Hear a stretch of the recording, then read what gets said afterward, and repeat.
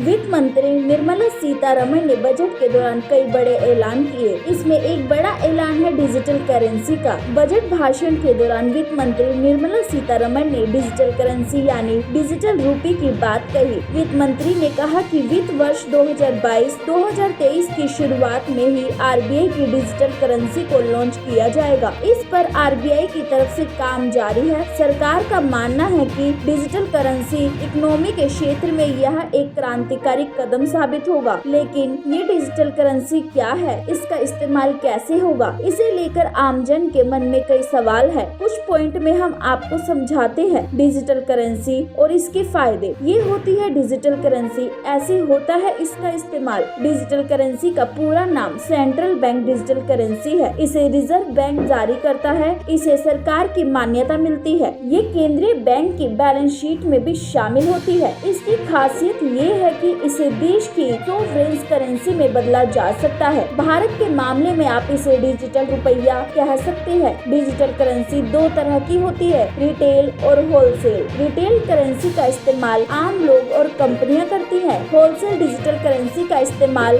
वित्तीय संस्थाओं के जरिए किया जाता है। नए वित्त वर्ष की शुरुआत में लॉन्च होगी डिजिटल करेंसी। वित्त मंत्री निर्मला सीतारमण ने कहा कि डिजिटल करेंसी को ब्लॉकचेन टेक्नोलॉजी और दूसरी टेक्नोलॉजी के इस्तेमाल के जरिए पेश किया जाएगा। ये डिजिटल इकोनॉमी को बिग बूस्ट देगा, साथ ही करेंसी मैनेजमेंट को ज्यादा इफिशिएंट और कम लागत वाला बनाएगा। उन्होंने कहा कि डिजिटल करेंसी डिजिटल रूपी को नए वित्त वर्ष की शुरुआत में ही लॉन्च कर दिया जाएगा। आइए बताते हैं आपको डिजिटल करेंसी के क्या फायदे हैं। ये कम खर्चीली है, ट्रांजैक्शन भी तेजी से हो सकती है। डिजिटल करेंसी के मुकाबले में करेंसी नोट्स का प्रिंटिंग खर्च और लेन देन की लागत अधिक है। डिजिटल करेंसी के लिए किसी व्यक्ति को बैंक खाते की जरूरत नहीं है। ये ऑफलाइन भी हो सकता है। डिजिटल करेंसी पर सरकार की नजर रहेगी। डिजिटल रूपी की ट्रैकिंग हो सकेगी जो कैश के साथ संभव नहीं है। रिजर्व बैंक के हाथ में होगा कि डिजिटल रुपया कितना और कब जारी करना है। मार्केट में रुपये की अधिकता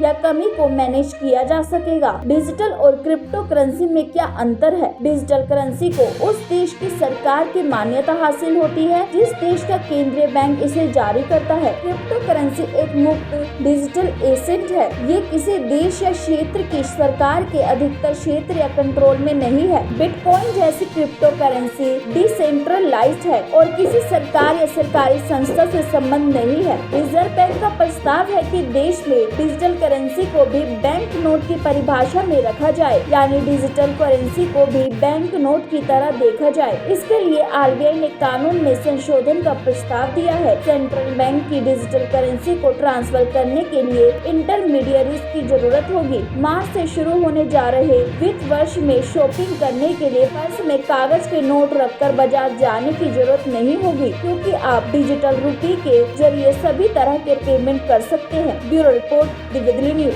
ताज़ा तरीन खबरों को जानने के लिए अभी टाइप करें दिव्य दिल्ली न्यूज। नीचे दिए गए सब्सक्राइब बटन को दबाएं और नोटिफिकेशन के लिए दिए गए बेल आइकन को क्लिक करें। हमारे वीडियोस को लाइक, शेयर और कमेंट करना ना भूलें।